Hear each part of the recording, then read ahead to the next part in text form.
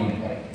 এখন যারা সংবিধানের 4 মূলনীতি রক্ষা করার জন্য গতকাল ওয়াকআউট করেছে, এরা প্রত্যেকে আমাকে অভিসম্পাদ দিয়েছে মৌলবাদী হিসেবে, এখনো দেয়। মৌলবাদীর প্রমাণ কি? আপনি জালিম ও মজলুম বলছেন কেন?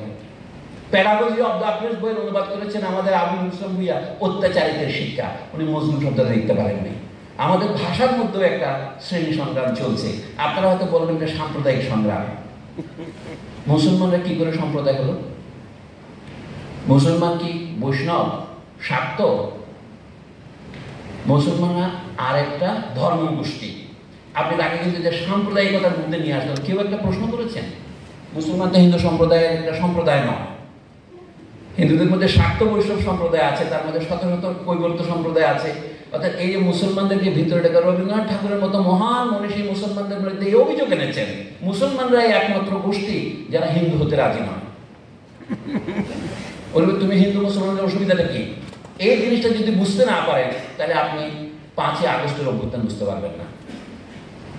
এই জন্যই আপনারা সকলেই নীরব।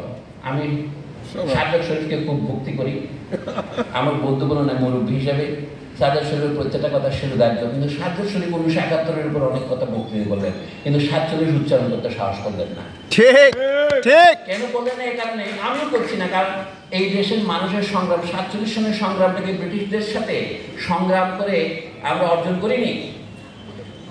আপনি বলতে পারেন তখন আপনার অন্য মিত্র ছিল। আপনি ভারতবর্ষের অন্যান্য অঞ্চলের নেতাদের সাথে যুক্ত হয়ে, কাদের সাথে যুক্ত হয়েছিলেন আপনি? উত্তরপ্রদেশের শতকরা 15% মুসলমানদের জন্য। বাংলার মুসলমানদেরকে কম আত্মত্যাগ স্বীকার করেছে? যে মোহাম্মদ আলী জিন্নাহকে হিন্দু মুসলিম মিলনের অগ্রদূত বলা হতো, তিনি কি করেছিলেন?